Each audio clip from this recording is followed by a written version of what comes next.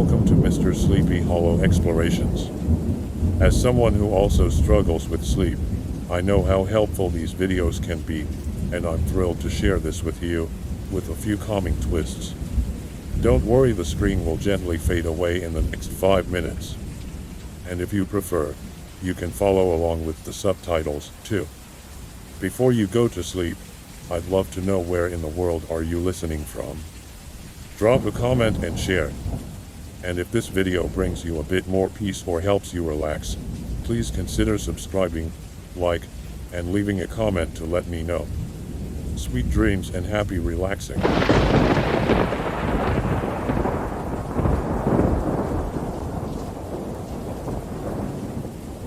Creepy Home Alone story that happened to me. This happened to me 7 years ago. I'm 20 years old now. My parents were away from home for a family emergency. I am the only child, and whenever my parents left and I stayed home, I usually didn't get scared. It was the third night by myself. I was playing video games and eating junk food, and then I just hear a knock on the door. I was wondering who could be knocking on someone's door at a late time like this. I could see the man peeping through the small glass windows surrounding the door. I could hear yelling. He was saying, "I'm really hurt, please let me come in." I said, "What's wrong?" He said he had broken his foot. This seemed kind of weird to me. I asked how did he break his foot. He told me he was taking a walk around the neighborhood and had tripped and his foot landed in an odd way. He was begging me and screaming, telling me if he gets really hurt he's gonna sue me for not helping him. I said I would call up an ambulance for him and told him to wait outside. After I said that, he said, "If you don't let me in, I'll slit your throat and cut all your body parts in half." As soon as he said that, I grabbed my dad's shotgun he keeps on the highest shelf in the kitchen and the phone to call the police. I told the man the police are on their way. He told me they won't make it in time. He was trying to bust open my dining room window. By the way he was hitting it, it looked like it was about to break. I quickly ran upstairs into my room and decided to hide under my bed. I called the cops and the operator told me they would be there in a couple minutes. As soon as the operator said that, I heard the window break. He must have found a big rock in my front yard. I could hear him checking all the rooms downstairs. Then I heard him coming up the stairs. He checked my parents' bedroom and the closet. Then I heard him trying to open my door. I gripped the shotgun tightly in my hand and waited for him to break down the door. He was now kicking it as hard as he could. In just a couple hits he knocked it down. I could see his feet. He tried to open the closet door in my room, which I had locked purposely to confuse him. He said, "I know we're in there." I was wondering, should I shoot his leg or try to sneak past him and run out? I wouldn't be able to sneak out without making some kind of noise. At that moment I had forgot I was under a bed and went up and hit my head, making a very loud noise. The man had quickly turned around. He said, trying to be a smart ass with me. Then I heard sirens as soon as he said that. He said, "Oh fuck, you got lucky this time," but you won't the next. He tried to run quickly out of my room, but I grabbed his right foot, making him fall very hard to the ground. I was holding it with all my might. I heard the police rushing up the stairs and they got hold of the man. I came out with my shotgun and the police were pointing guns at me now. I quickly explained everything and the police understood. Apparently they found the man's van parked in front of my house. He had many sharp knives, duct tape, a camera, and rope. I couldn't have imagined what he would have done to me if I hadn't thought to lock that closet door. The police called my parents and told them what happened. They came home 3 days earlier and my mom hugged me very tightly, and so did my dad. My mom told me the man had been sentenced to 15 years with a chance of getting parole. We moved from that house a month later and I had lots of nightmares about it. It took me a long time to get back to normal. I never stayed a night alone until I moved out of my parents' house. And I have 3 guns in my house just to be extra safe if anything like that ever happens again.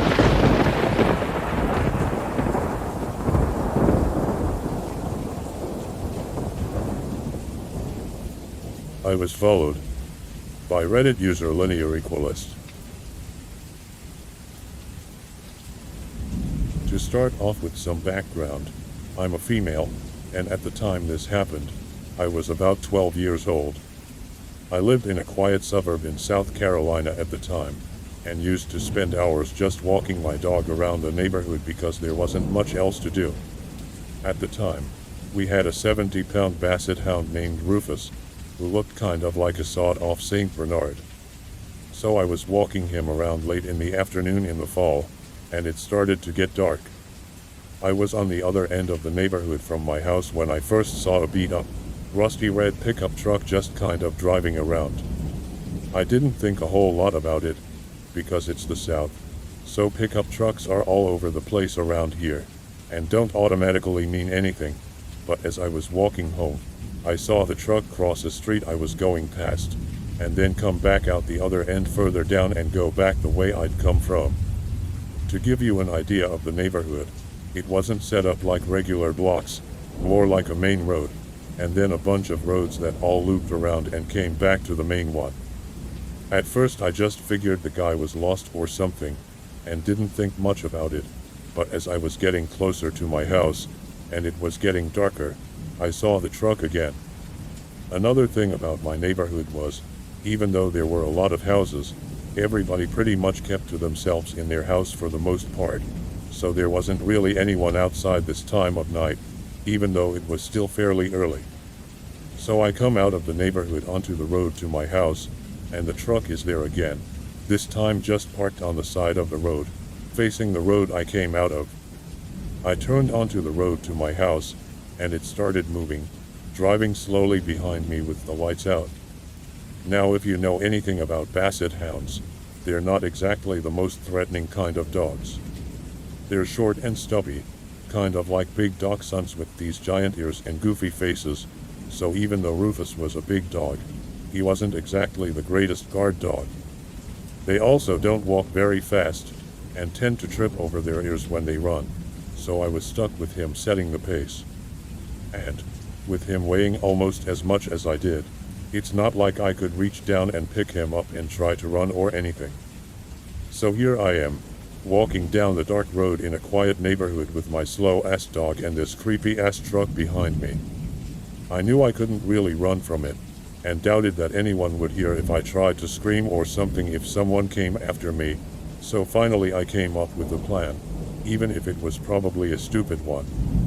When I got to one of the handful of streetlights on the street, I stopped and turned around and just stared the truck down. The truck stopped moving, and just kind of sat there, about 30 feet away from me, like it was trying to look like it was parked or something. I stood there and stared at that truck for what felt like forever, but was probably around 2 or 3 minutes. Finally, after a while, the truck started moving again, turned on its lights and turned off down another road, and I booked it into somebody's backyard and took the backyards the rest of the way home. I never told my mom about the creepy truck, because I knew she'd freak out and probably wouldn't let me take the dogs out alone anymore.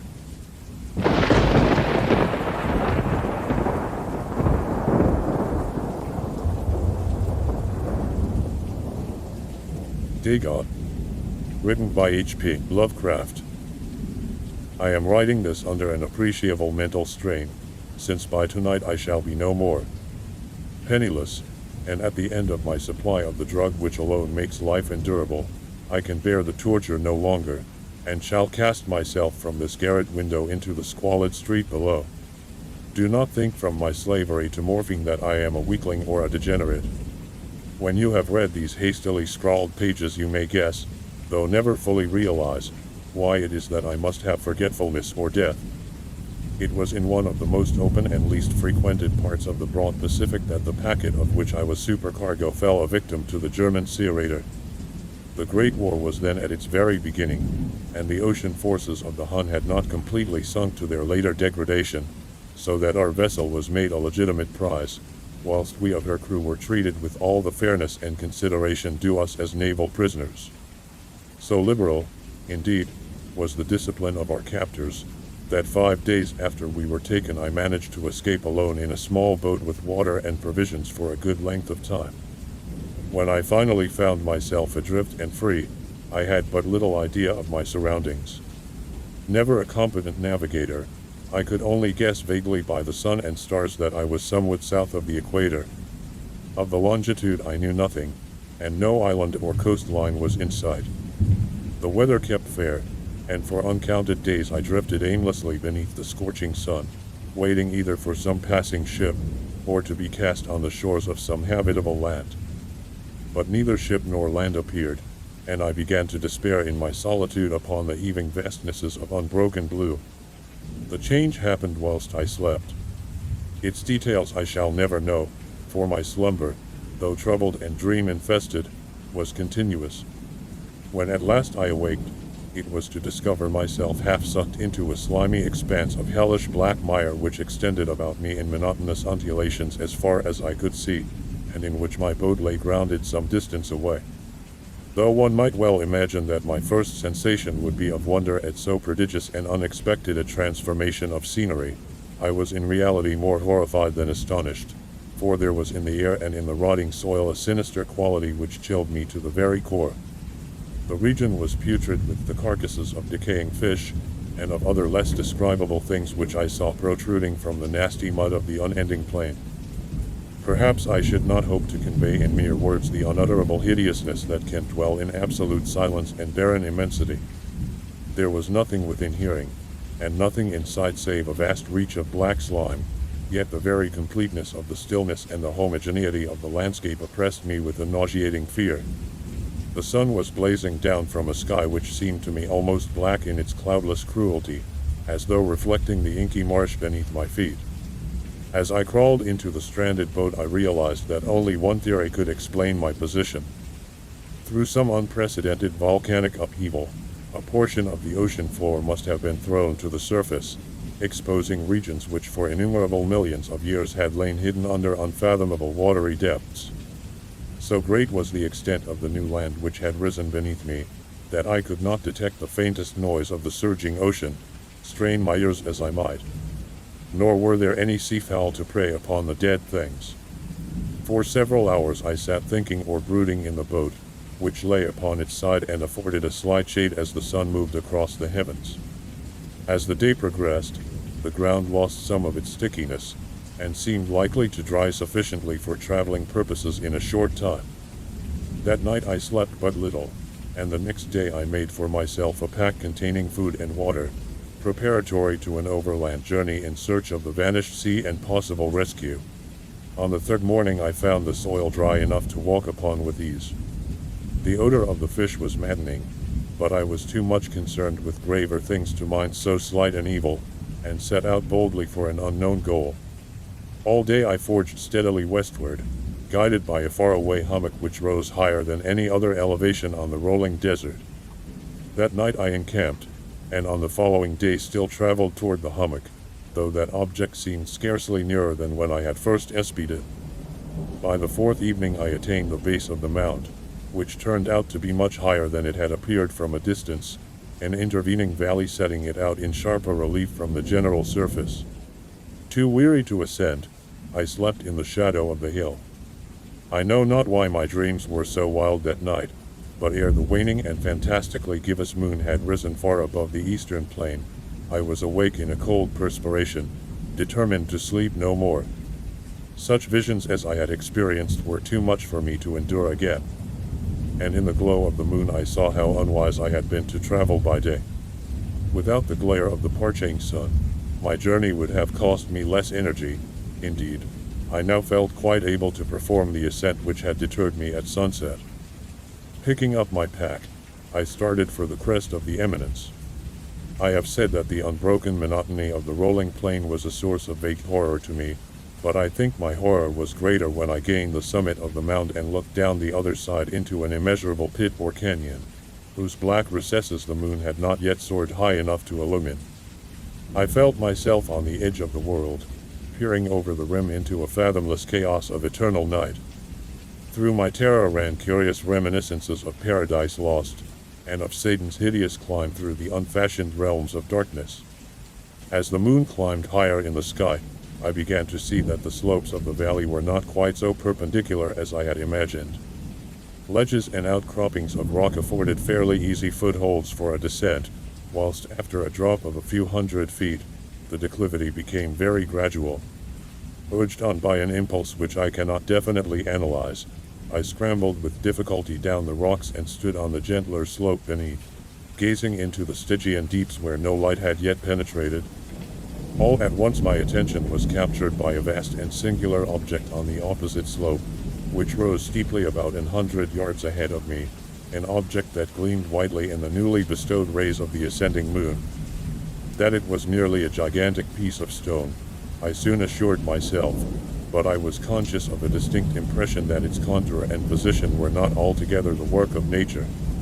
A closer scrutiny filled me with sensations I cannot express, for despite its enormous magnitude, and its position in an abyss which had yawned at the bottom of the sea since the world was young, I perceived beyond a doubt that the strange object was a well-shaped monolith whose massive bulk had known the workmanship and perhaps the worship of living and thinking creatures.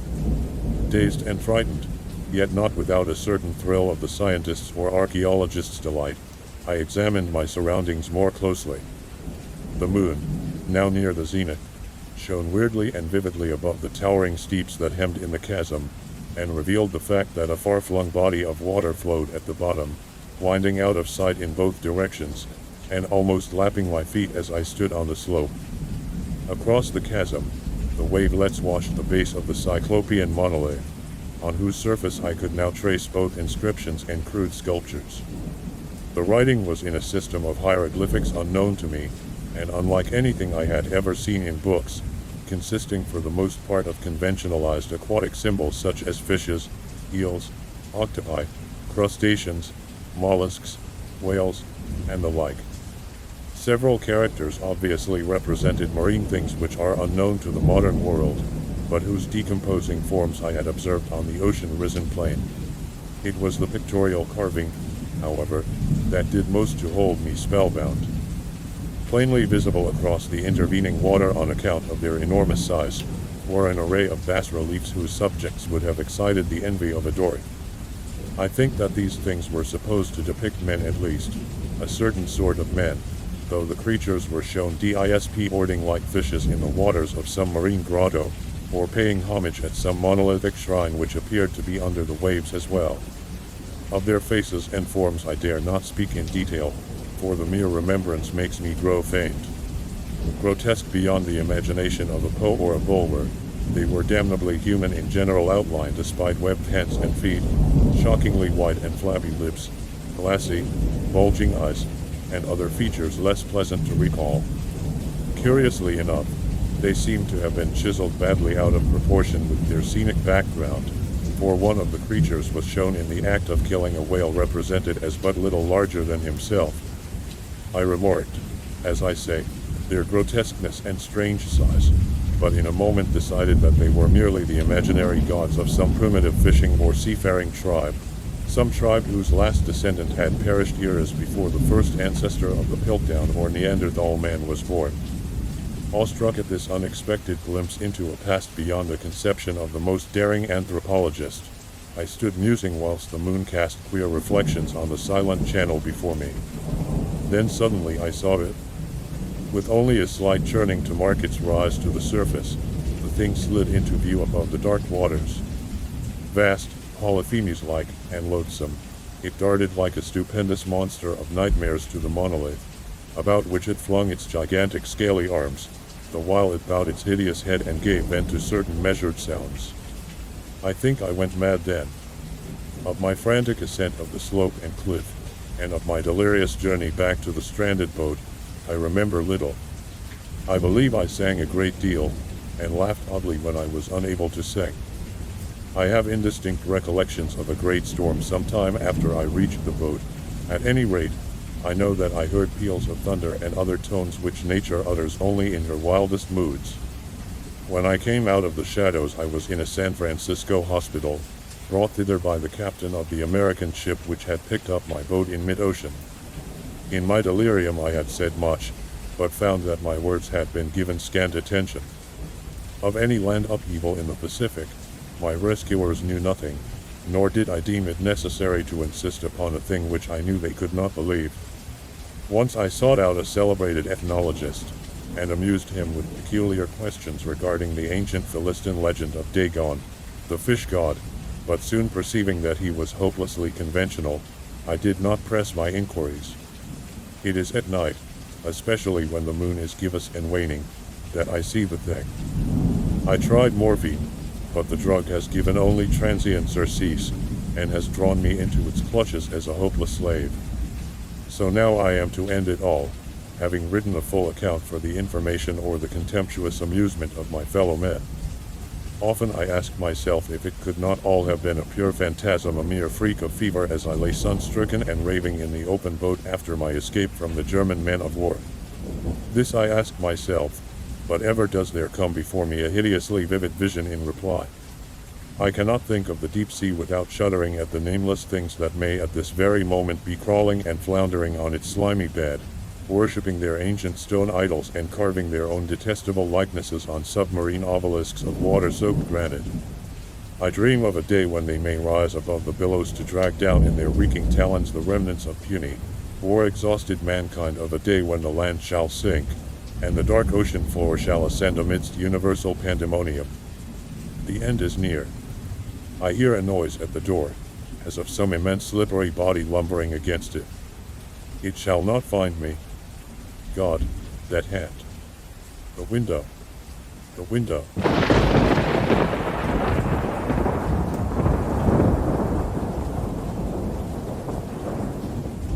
The Vampire by John William Polidori. It happened that in the midst of the dissipations attendant upon a London winter, there appeared at the various parties of the leaders of the ton a nobleman, more remarkable for his singularities than his rank. He gazed upon the mirth around him, as if he could not participate therein. Apparently, the light laughter of the fair only attracted his attention, that he might by a look quell it, and throw fear into those breasts where thoughtlessness reigned. Those who felt this sensation of awe could not explain whence it arose. Some attributed it to the dead gray eye, which, fixing upon the object's face, did not seem to penetrate, and at one glance to pierce through to the inward workings of the heart, but fell upon the cheek with a leaden ray that weighed upon the skin it could not pass. His peculiarities caused him to be invited to every house. All wished to see him, and those who had been accustomed to violent excitement, and now felt the weight of ennui, were pleased at having something in their presence capable of engaging their attention. In spite of the deadly hue of his face, which never gained a warmer tint, either from the blush of modesty, or from the strong emotion of passion, though its form and outline were beautiful, many of the female hunters after notoriety attempted to win his attentions, and gain, at least, some marks of what they might term affection. Lady Mercer, who had been the mockery of every monster shown in drawing-rooms since her marriage, threw herself in his way, and did all but put on the dress of a mountebank, to attract his notice, half in vain, when she stood before him, though his eyes were apparently fixed upon hers. Still it seemed as if they were unperceived. Even her unappalled impudence was baffled, and she left the field. But though the common adult rest could not influence even the guidance of his eyes, it was not that the female sex was indifferent to him. Yet such was the apparent caution with which he spoke to the virtuous wife and innocent daughter, that few knew he ever addressed himself to females. He had, however, the reputation of a winning tongue, and whether it was that it even overcame the dread of his singular character, or that they were moved by his apparent hatred of vice, he was as often among those females who form the boast of their sex from their domestic virtues, as among those who sully it by their vices. About the same time, there came to London a young gentleman of the name of Aubrey. He was an orphan left with an only sister in the possession of great wealth, by parents who died while he was yet in childhood. Left also to himself by guardians, who thought it their duty merely to take care of his fortune, while they relinquished the more important charge of his mind to the care of mercenary subalterns. He cultivated more his imagination than his judgment. He had, hence, that high romantic feeling of honor and candor, which daily ruins so many milliners' apprentices. He believed all to sympathize with virtue, and thought that vice was thrown in by Providence merely for the picturesque effect of the scene, as we see in romances. He thought that the misery of a cottage merely consisted in the vesting of clothes, which were as warm, but which were better adapted to the painter's eye by their irregular folds and various colored patches. He thought, in fine, that the dreams of poets were the realities of life. He was handsome, frank, and rich. For these reasons, upon his entering into the gay circles, many mothers surrounded him, striving which should describe with least truth their languishing or romping favorites. The daughters at the same time, by their brightening countenances when he approached, and by their sparkling eyes, when he opened his lips, soon led him into false notions of his talents and his merit. Attached as he was to the romance of his solitary hours, he was startled at finding that, except in the tallow and wax candles that flickered, not from the presence of a ghost, but from want of snuffing, there was no foundation in real life for any of that congeries of pleasing pictures and descriptions contained in those volumes, from which he had formed his study. Finding, however, some compensation in his gratified vanity, he was about to relinquish his dreams, when the extraordinary being we have above described crossed him in his career. He watched him, and the very impossibility of forming an idea of the character of a man entirely absorbed in himself, who gave few other signs of his observation of external objects than the tacit assent to their existence, implied by the avoidance of their contact. Allowing his imagination to picture everything that flattered its propensity to extravagant ideas, he soon formed this object into the hero of a romance, and determined to observe the offspring of his fancy, rather than the person before him. He became acquainted with him, paid him attentions, and so far advanced upon his notice, that his presence was always recognized. He gradually learned that Lord Ruthven's affairs were embarrassed, and soon found, from the notes of preparation in street, that he was about to travel.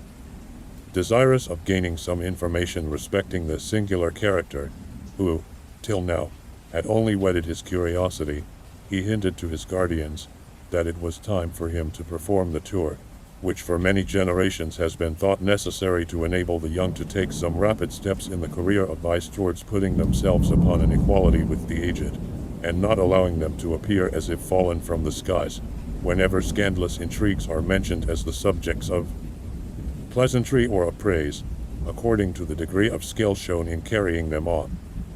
They consented, and Aubrey, immediately mentioning his intentions to Lord Ruthven, was surprised to receive from him a proposal to join him.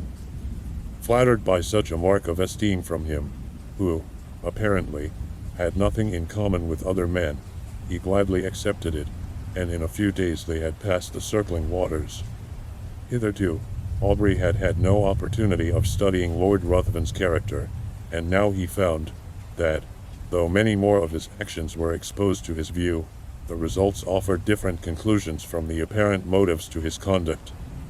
His companion was profuse in his liberality. The idle, the vagabond, and the beggar received from his hand more than enough to relieve their immediate wants. But Aubrey could not avoid remarking that it was not upon the virtuous, reduced to indigence by the misfortunes attendant even upon virtue, that he bestowed his alms. These were sent from the door with hardly suppressed sneers, but when the profligate came to ask something, not to relieve his wants, but to allow him to wallow in his lust, or to sink him still deeper in his iniquity, he was sent away with rich charity. This was, however, attributed by him to the greater importunity of the vicious, which generally prevails over the retiring bashfulness of the virtuous indigent. There was one circumstance about the charity of his lordship, which was still more impressed upon his mind. All those upon whom it was bestowed inevitably found that there was a curse upon it, for they were all either led to the scaffold, or sunk to the lowest and the most abject misery. At Brussels and other towns through which they passed, Aubrey was surprised at the apparent eagerness with which his companion sought for the centers of all fashionable vice. There he entered into all the spirit of the faro table. He bet, and always gambled with success, except where the known sharper was his antagonist, and then he lost even more than he gained, but it was always with the same unchanging face, with which he generally watched the society around. It was not, however, so when he encountered the rash youthful novice, or the luckless father of a numerous family. Then his very wish seemed fortune's law. This apparent abstractedness of mind was laid aside, and his eyes sparkled with more fire than that of the cat whilst dallying with the half-dead mouse. In every town, he left the formerly affluent youth, torn from the circle he adorned, cursing, in the solitude of a dungeon, the fate that had drawn him within the reach of this fiend, whilst many a father sat frantic, amidst the speaking looks of mute hungry children, without a single farthing of his late immense wealth, wherewith to buy even sufficient to satisfy their present craving. Yet he took no money from the gambling table, but immediately lost, to the ruiner of many, the last guilder he had just snatched from the convulsive grasp of the innocent. This might but be the result of a certain degree of knowledge, which was not, however, capable of combating the cunning of the more experienced. Aubrey often wished to represent this to his friend, and beg him to resign that charity and pleasure which proved the ruin of all, and did not tend to his own profit, but he delayed it for each day he hoped his friend would give him some opportunity of speaking frankly and openly to him. However, this never occurred. Lord Ruthven in his carriage, and amidst the various wild and rich scenes of nature, was always the same. His eye spoke less than his lip, and though Aubrey was near the object of his curiosity, he obtained no greater gratification from it than the constant excitement of vainly wishing to break that mystery, which to his exalted imagination began to assume the appearance of something supernatural. They soon arrived in Rome, and Aubrey for a time lost sight of his companion. He left him in daily attendance upon the mourning circle of an Italian countess, whilst he went in search of the memorials of another almost deserted city. Whilst he was thus engaged, letters arrived from England, which he opened with eager impatience. The first was from his sister, breathing nothing but affection. The others were from his guardians. The latter astonished him, if it had before entered into his imagination that there was an evil power resident in his companion. These seemed to give him a most sufficient reason for the belief. His guardians insisted upon his immediately leaving his friend, and urged that his character was dreadfully vicious, for that the possession of irresistible powers of seduction rendered his licentious habits more dangerous to society. It had been discovered that his contempt for the adulteress had not originated in hatred of her character, but that he had required, to enhance his gratification, that his victim, the partner of his guilt, should be hurled from the pinnacle of unsullied virtue down to the lowest abyss of infamy and degradation. In fine, that all those females whom he had sought, apparently on account of their virtue, had, since his departure, thrown even the mask aside, and had not scrupled to expose the whole deformity of their vices to the public gaze. Aubrey determined upon leaving one, whose character had not yet shown a single bright point on which to rest the eye. He resolved to invent some plausible pretext for abandoning him altogether, purposing, in the meanwhile, to watch him more closely, and to let no slight circumstances pass by unnoticed. He entered into the same circle, and soon perceived that his lordship was endeavoring to work upon the inexperience of the daughter of the lady whose house he chiefly frequented. In Italy, it is seldom that an unmarried female is met with in society. He was therefore obliged to carry on his plans in secret, but Aubrey's eye followed him in all his windings, and soon discovered that an assignation had been appointed, which would most likely end in the ruin of an innocent, though thoughtless girl. Losing no time, he entered the apartment of Lord Ruthven, and abruptly asked him his intentions with respect to the lady, informing him at the same time that he was aware of his being about to meet her that very night. Lord Ruthven answered that his intentions were such as he supposed all would have upon such an occasion, and upon being pressed whether he intended to marry her, merely laughed. Aubrey retired, and, immediately writing a note, to say that from that moment he must decline accompanying his lordship in the remainder of their proposed tour, he ordered his servant to seek other apartments, and calling upon the mother of the lady, informed her of all he knew, not only with regard to her daughter, but also concerning the character of his lordship. The assignation was prevented. Lord Ruthven next day merely sent his servant to notify his complete assent to a separation, but did not hint any suspicion of his plans having been foiled by Aubrey's interposition. Having left Rome, Aubrey directed his steps towards Greece, and crossing the peninsula, soon found himself at Athens.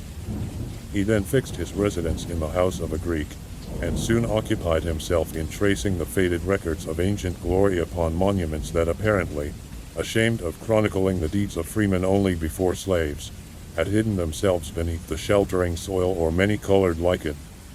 Under the same roof as himself existed a being, so beautiful and delicate, that she might have formed the model for a painter, wishing to portray on canvas the promised hope of the faithful in Mahomet's paradise, save that her eyes spoke too much mind for anyone to think she could belong to those who had no souls. As she danced upon the plain, or tripped along the mountain's side, one would have thought the gazelle a poor type of her beauties, for who would have exchanged her eye, apparently the eye of animated nature, for that sleepy luxurious look of the animal suited but to the taste of an epicure. The light step of Ianthe often accompanied Aubrey in his search after antiquities, and often would the unconscious girl, engaged in the pursuit of a cashmere butterfly, show the whole beauty of her form, floating as it were upon the wind, to the eager gaze of him, who forgot the letters he had just deciphered upon an almost effaced tablet, in the contemplation of her sylph-like figure.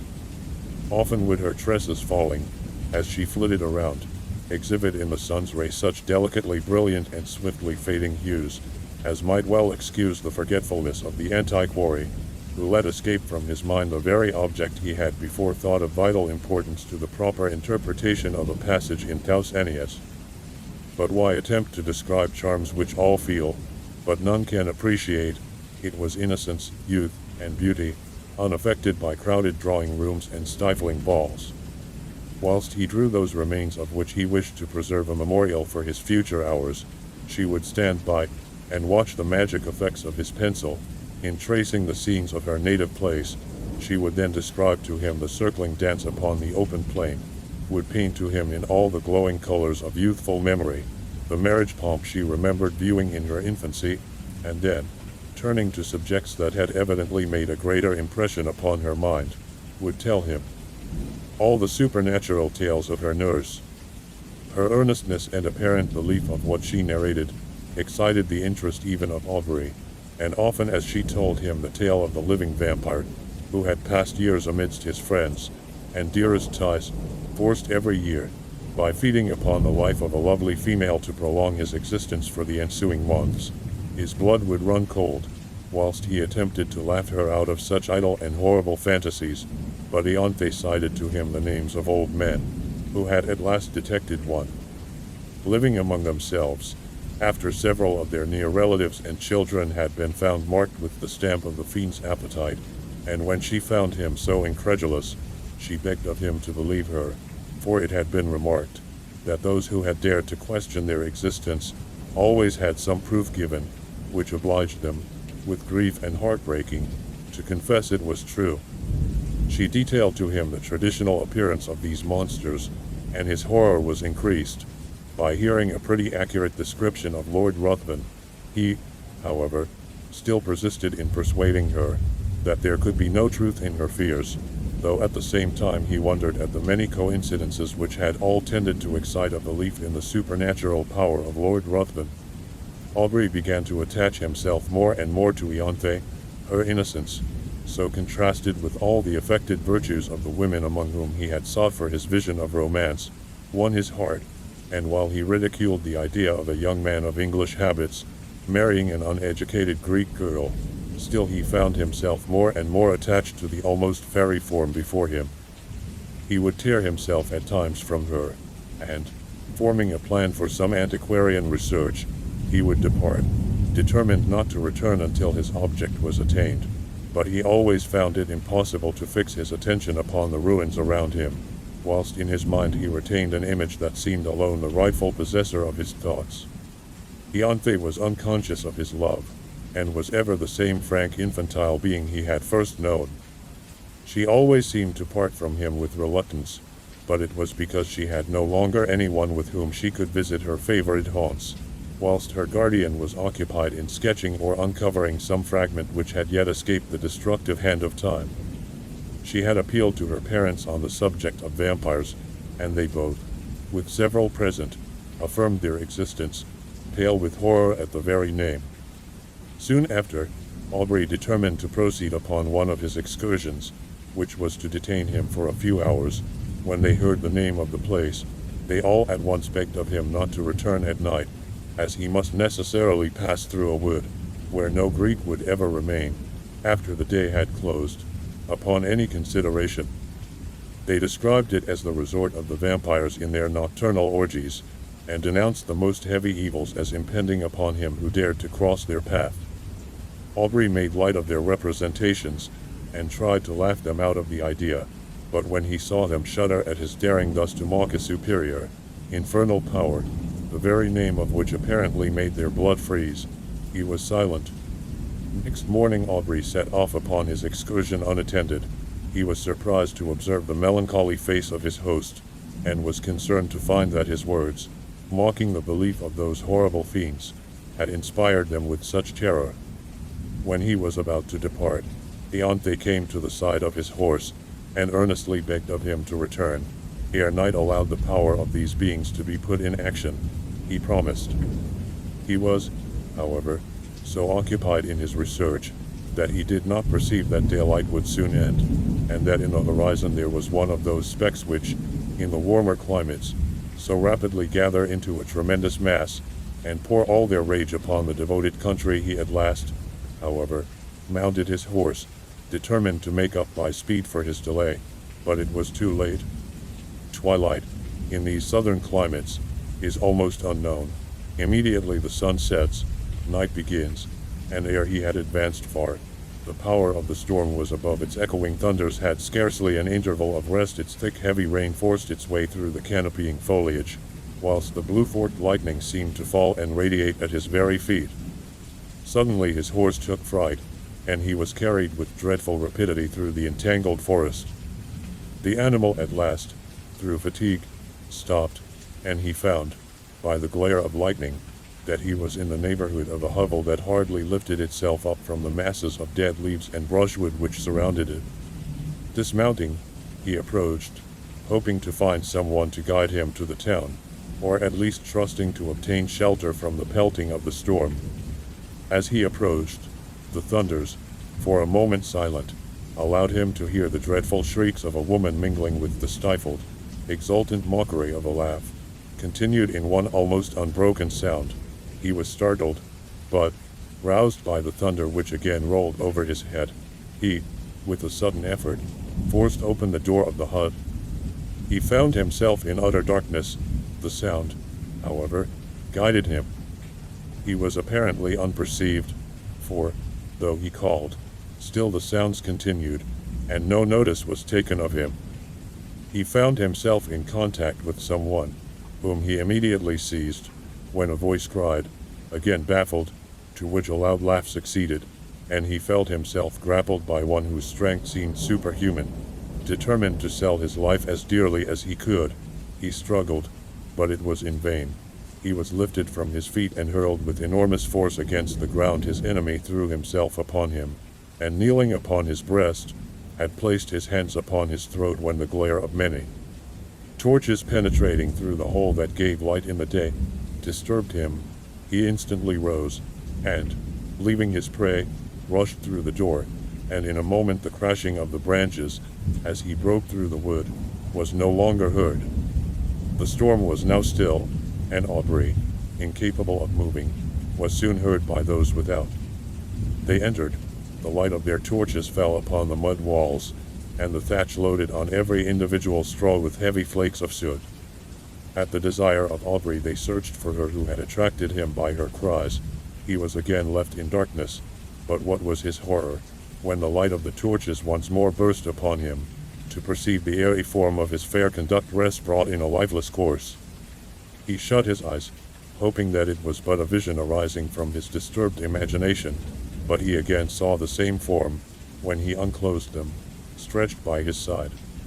There was no color upon her cheek, not even upon her lip, yet there was a stillness about her face that seemed almost as attaching as the life that once dwelt there. Upon her neck and breast was blood, and upon her throat were the marks of teeth having opened the vein. To this the men pointed, crying, simultaneously struck with horror, "A vampire! A vampire!" A litter was quickly formed, and Aubrey was laid by the side of her who had lately been to him the object of so many bright and fairy visions, now fallen with the flower of life that had died within her. He knew not what his thoughts were. His mind was benumbed and seemed to shun reflection, and take refuge in vacancy. He held almost unconsciously in his hand a naked dagger of a particular construction, which had been found in the hut. They were soon met by different parties who had been engaged in the search of her whom a mother had missed. Their lamentable cries, as they approached the city, forewarned the parents of some dreadful catastrophe. To describe their grief would be impossible, but when they ascertained the cause of their child's death, they looked at Aubrey, and pointed to the corpse. They were inconsolable, both died broken-hearted. Aubrey, being put to bed, was seized with the most violent fever, and was often delirious. In these intervals he would call upon Lord Ruthven and upon Ianthe. By some unaccountable combination he seemed to beg of his former companion to spare the being he loved. At other times he would imprecate maledictions upon his head, and curse him as her destroyer.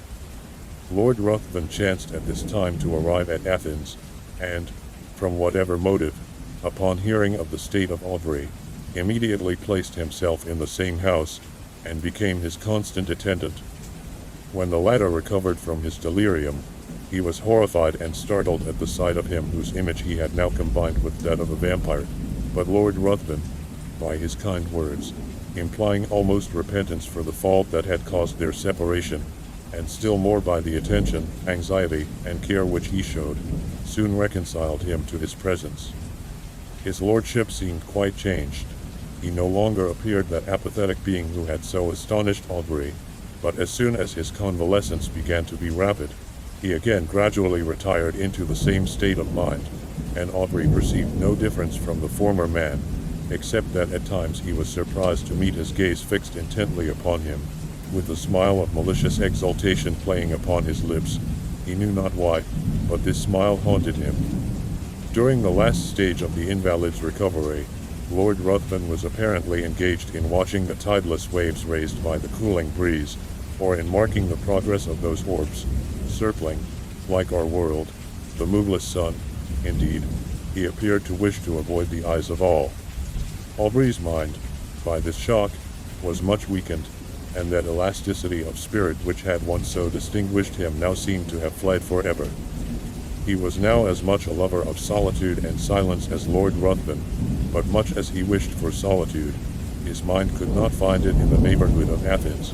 If he sought it amidst the ruins he had formerly frequented, Ianthe's form stood by his side. If he sought it in the woods, her light step would appear wandering amidst the underwood, in quest of the modest violet, then suddenly turning round, would show, to his wild imagination, her pale face and wounded throat, with a meek smile upon her lips. He determined to fly scenes, every feature of which created such bitter associations in his mind. He proposed to Lord Ruthven, to whom he held himself bound by the tender care he had taken of him during his illness, that they should visit those parts of Greece neither had yet seen. They traveled in every direction, and sought every spot to which a recollection could be attached, but though they thus hastened from place to place, yet they seemed not to heed what they gazed upon. They heard much of robbers, but they gradually began to slight these reports, which they imagined were only the invention of individuals, whose interest it was to excite the generosity of those whom they defended from pretended dangers. In consequence of thus neglecting the advice of the inhabitants, on one occasion they traveled with only a few guards, more to serve as guides than as a defense. Upon entering, however, a narrow defile, at the bottom of which was the bed of a torrent, with large masses of rock brought down from the neighboring precipices, they had reason to repent their negligence, for scarcely were the whole of the party engaged in the narrow pass, when they were startled by the whistling of bullets close to their heads, and by the echoed report of several guns. In an instant their guards had left them, and, placing themselves behind rocks, had begun to fire in the direction whence the report came. Lord Ruthven and Aubrey, imitating their example, retired for a moment behind a sheltering turn of the defile, but ashamed of being thus detained by a foe, who with insulting shouts bade them advance, and being exposed to unresisting slaughter, if any of the robbers should climb above and take them in the rear. they determined at once to rush forward in search of the enemy. Hardly had they lost the shelter of the rock, when Lord Ruthven received a shot in the shoulder, which brought him to the ground. Aubrey hastened to his assistance, and, no longer heeding the contest for his own peril, was soon surprised by seeing the robbers' faces around him, his guards having, upon Lord Ruthven's being wounded, immediately thrown up their arms and surrendered. By promises of great reward, Aubrey soon induced them to convey his wounded friend to a neighboring cabin, and having agreed upon a ransom, he was no more disturbed by their presence, they being content merely to guard the entrance till their comrade should return with the promised sum, for which he had an order. Lord Ruthven's strength rapidly decreased. In 2 days mortification ensued, and death seemed advancing with hasty steps. His conduct and appearance had not changed. He seemed as unconscious of pain as he had been of the objects about him, but towards the close of the last evening, his mind became apparently uneasy, and his eye often fixed upon Aubrey, who was induced to offer his assistance with more than usual earnestness. "Assist me. You may save me, you may do more than that, I mean not my life. I heed the death of my existence as little as that of the passing day, but you may save my honor, your friends." "Honor? How? Tell me how." "I would do anything," replied Aubrey. "I need but little, my life ebbs apace, I cannot explain the whole, but if you would conceal all you know of me, my honor were free from stain in the world's mouth, and if my death were unknown for some time in England, I but life. It shall not be known." "Swear," cried the dying man, raising himself with exultant violence, "swear by all your soul reveres, by all your nature fears, swear that for a year and a day you will not impart your knowledge of my crimes or death to any living being in any way, whatever may happen, or whatever you may see." His eyes seemed bursting from their sockets. "I swear," said Aubrey. He sunk laughing upon his pillow, and breathed no more. Aubrey retired to rest, but did not sleep. The many circumstances attending his acquaintance with this man rose upon his mind, and he knew not why, when he remembered his oath, a cold shivering came over him, as if from the presentiment of something horrible awaiting him. Rising early in the morning, he was about to enter the hovel in which he had left the corpse, when a robber met him, and informed him that it was no longer there, having been conveyed by himself and comrades, upon his retiring, to the pinnacle of a neighboring mount, according to a promise they had given his lordship, that it should be exposed to the first cold ray of the moon that rose after his death. Aubrey, astonished, and taking several of the men, determined to go and bury it upon the spot where it lay. But, when he had mounted to the summit, he found no trace of either the corpse or the clothes, though the robbers swore they pointed out the identical rock on which they had laid the body. For a time his mind was bewildered in conjectures, but he at last returned, convinced that they had buried the corpse for the sake of the clothes. Weary of a country in which he had met with such terrible misfortunes, and in which all apparently conspired to heighten that superstitious melancholy that had seized upon his mind, he resolved to leave it, and soon arrived at Smyrna. While waiting for a vessel to convey him to Otranto, or to Naples, he occupied himself in arranging those effects he had with him belonging to Lord Ruthven. Amongst other things there was a case containing several weapons of offense, more or less adapted to ensure the death of the victim. There were several daggers and atagans. Whilst turning them over, and examining their curious forms, what was his surprise at finding a sheath apparently ornamented in the same style as the dagger discovered in the fatal hut. He shuddered, hastening to gain further proof. He found the weapon, and his horror may be imagined when he discovered that it fitted, though peculiarly shaped, the sheath he held in his hand. His eyes seemed to need no further certainty, they seemed gazing to be bound to the dagger, yet still he wished to disbelieve, but the particular form, the same varying tints upon the haft and sheath were alike in splendor on both, and left no room for doubt. There were also drops of blood on each. He left Smyrna, and on his way home, at Rome, his first inquiries were concerning the lady he had attempted to snatch from Lord Ruthven's seductive arts. Her parents were in distress, their fortune ruined, and she had not been heard of since the departure of his lordship. Aubrey's mind became almost broken under so many repeated horrors. He was afraid that this lady had fallen a victim to the destroyer of Ianthe. He became morose and silent, and his only occupation consisted in urging the speed of the post-aliens, as if he were going to save the life of someone he held dear. He arrived at Calais.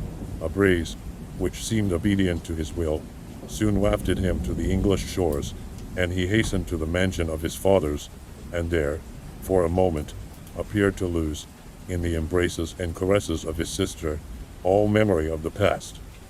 If she before, by her infantine caresses, had gained his affection, now that the woman began to appear, she was still more attaching as a companion. Miss Aubrey had not that winning grace which gains the gaze and applause of the drawing-room assemblies. There was none of that light brilliancy which only exists in the heated atmosphere of a crowded apartment. Her blue eye was never lit up by the levity of the mind beneath. There was a melancholy charm about it which did not seem to arise from misfortune, but from some feeling within, that appeared to indicate a soul conscious of a brighter realm. Her step was not that light footing, which strays where a butterfly or a color may attract. It was sedate and pensive. When alone, her face was never brightened by the smile of joy, but when her brother breathed to her his affection, and would in her presence forget those griefs she knew destroyed his rest, who would have exchanged her smile for that of the voluptuary? It seemed as if those eyes, that face, were then playing in the light of their own native sphere.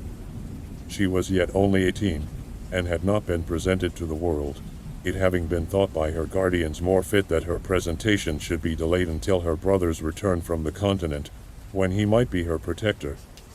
It was now, therefore, resolved that the next drawing-room, which was fast approaching, should be the epoch of her entry into the busy scene. Aubrey would rather have remained in the mansion of his fathers, and fed upon the melancholy which overpowered him. He could not feel interest about the frivolities of fashionable strangers, when his mind had been so torn by the events he had witnessed, but he determined to sacrifice his own comfort to the protection of his sister. They soon arrived in town, and prepared for the next day, which had been announced as a drawing-room. The crowd was excessive. A drawing-room had not been held for a long time, and all who were anxious to bask in the smile of royalty hastened thither.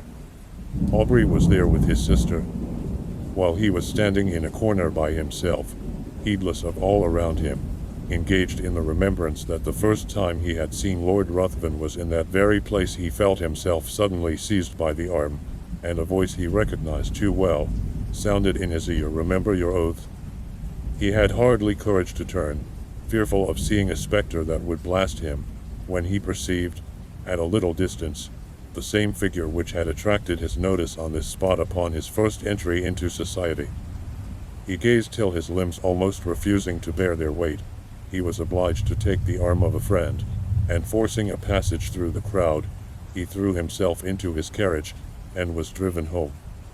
He paced the room with hurried steps, and fixed his hands upon his head, as if he were afraid his thoughts were bursting from his brain. Lord Ruthven again before him. Circumstances started up in dreadful array. The dagger, his oath. He roused himself. He could not believe it possible. The dead rise again. He thought his imagination had conjured up the image his mind was resting upon. It was impossible that it could be real. He determined, therefore, to go again into society, for though he attempted to ask concerning Lord Ruthven, the name hung upon his lips, and he could not succeed in gaining information. He went a few nights after with his sister to the assembly of a near relation. Leaving her under the protection of a matron, he retired into a recess, and there gave himself up to his own devouring thoughts. Perceiving, at last, that many were leaving, he roused himself, and entering another room, found his sister surrounded by several, apparently in earnest conversation.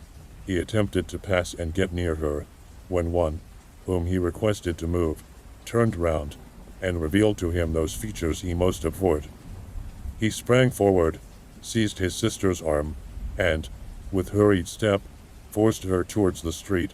At the door he found himself impeded by the crowd of servants who were waiting for their lords, and while he was engaged in passing them, he again heard that voice whisper close to him, "Remember your oath." He did not dare to turn, but, hurrying his sister, soon reached home. Aubrey became almost distracted.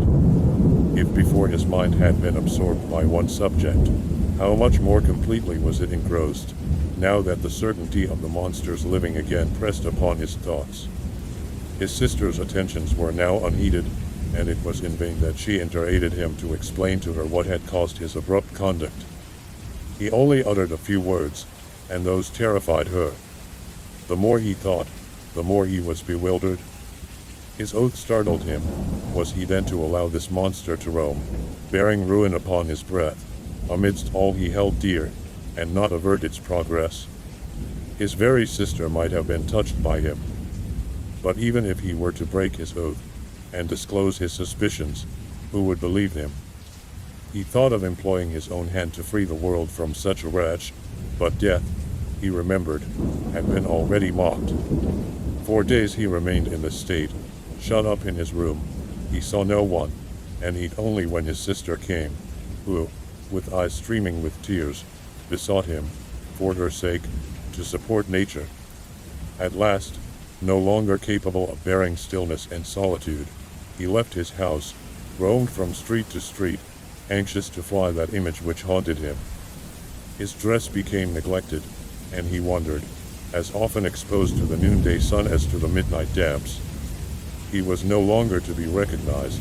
At first he returned with the evening to the house, but at last he laid him down to rest wherever fatigue overtook him. His sister, anxious for his safety, employed people to follow him, but they were soon distanced by him who fled from the pursuer swifter than any from thought. His conduct, however, suddenly changed.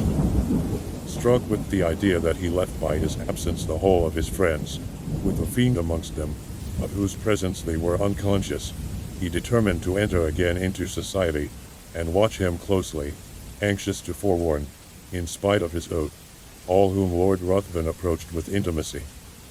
But when he entered into a room, his haggard and suspicious looks were so striking, his inward shuddering so visible, that his sister was at last obliged to beg of him to abstain from seeking, for her sake, a society which affected him so strongly. When, however, remonstrance proved unavailing, the guardians thought proper to interpose, and, fearing that his mind was becoming alienated, they thought it high time to resume again that trust which had been before imposed upon them by Aubrey's parents. Desirous of saving him from the injuries and sufferings he had daily encountered in his wanderings, and of preventing him from exposing to the general eye those marks of what they considered folly, they engaged a physician to reside in the house, and take constant care of him. He hardly appeared to notice it, so completely was his mind absorbed by one terrible subject. His incoherence became at last so great, that he was confined to his chamber. There he would often lie for days, incapable of being roused. He had become emaciated, his eyes had attained a glassy luster, the only sign of affection and recollection remaining displayed itself upon the entry of his sister. Then he would sometimes start, and, seizing her hands, with looks that severely afflicted her, he would desire her not to touch him. "Oh, do not touch him if your love for me is hot. Do not go near him." When, however, she inquired to whom he referred, his only answer was, "True, true," and again he sank into a state whence not even she could rouse him. This lasted many months. Gradually, however, as the year was passing, his incoherences became less frequent, and his mind threw off a portion of its gloom, whilst his guardians observed that several times in the day he would count upon his fingers a definite number, and then smile. The time had nearly elapsed, when, upon the last day of the year, one of his guardians entering his room, began to converse with his physician upon the melancholy circumstance of Aubrey's being in so awful a situation, when his sister was going next day to be married. Instantly Aubrey's attention was attracted. He asked anxiously to whom. Glad of this mark of returning intellect, of which they feared he had been deprived, they mentioned the name of the Earl of Marsden. Thinking this was a young earl whom he had met with in society, Aubrey seemed pleased, and astonished them still more by his expressing his intention to be present at the nuptials, and desiring to see his sister. They answered not, but in a few minutes his sister was with him. He was apparently again capable of being affected by the influence of her lovely smile, for he pressed her to his breast, and kissed her cheek, wet with tears, flowing at the thought of her brothers being once more alive to the feelings of affection. He began to speak with all his wonted warmth, and to congratulate her upon her marriage with a person so distinguished for rank and every accomplishment, when he suddenly perceived the locket upon her breast. Opening it, what was his surprise at beholding the features of the monster who had so long influenced his life. He seized the portrait in a paroxysm of rage, and trampled it underfoot. Upon her asking him why he thus destroyed the resemblance of her future husband, he looked as if he did not understand her. Then seizing her hands, and gazing on her with a frantic expression of countenance, he bade her swear that she would never wed this monster, but he could not advance. It seemed as if that voice again bade him remember his oath. He turned suddenly round, thinking Lord Ruthven was near him, but saw no one.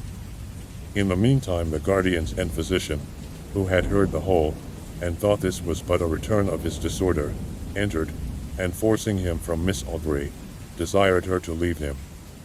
He fell upon his knees to them, he implored, he begged of them to delay but for one day. They, attributing this to the insanity they imagined had taken possession of his mind, endeavored to pacify him, and retired. Lord Ruthven had called the morning after the drawing room, and had been refused with every one else. When he heard of Aubrey's ill health, he readily understood himself to be the cause of it, but when he learned that he was deemed insane, his exultation and pleasure could hardly be concealed from those among whom he had gained this information.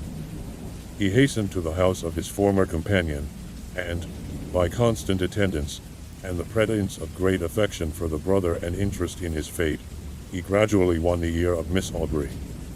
Who could resist his power? His tongue had dangers and toils to recount, could speak of himself as of an individual having no sympathy with any being on the crowded earth, save with her to whom he addressed himself, could tell how, since he knew her, his existence had begun to seem worthy of preservation, if it were merely that he might listen to her soothing accents. In fine, he knew so well how to use the serpent's art, or such was the will of fate, that he gained her affections. The title of the elder branch falling at length to him, he obtained an important embassy, which served as an excuse for hastening the marriage, in spite of her brother's deranged state, which was to take place the very day before his departure for the continent. Aubrey, when he was left by the physician and his guardians, attempted to bribe the servants, but in vain. He asked for pen and paper. It was given him. He wrote a letter to his sister, conjuring her, as she valued her own happiness, her own honor, and the honor of those now in the grave, who once held her in their arms as their hope and the hope of their house, to delay but for a few hours that marriage, on which he denounced the most heavy curses.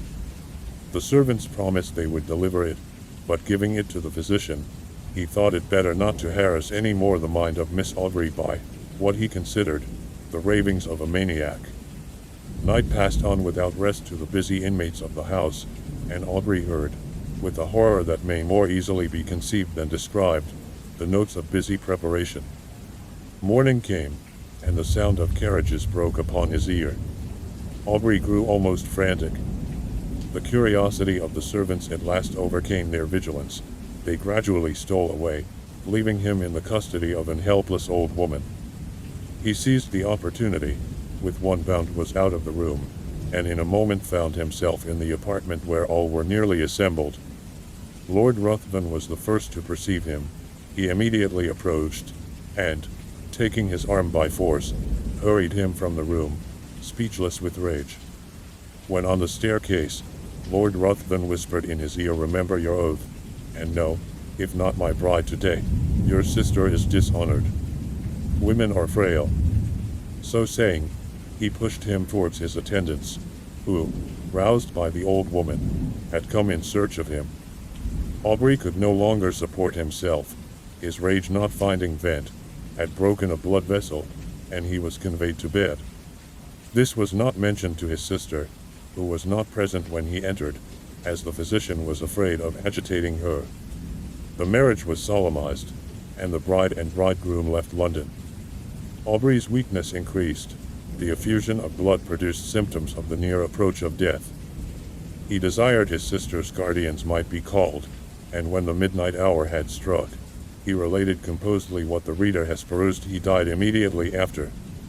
The guardians hastened to protect Miss Aubrey, but when they arrived, it was too late.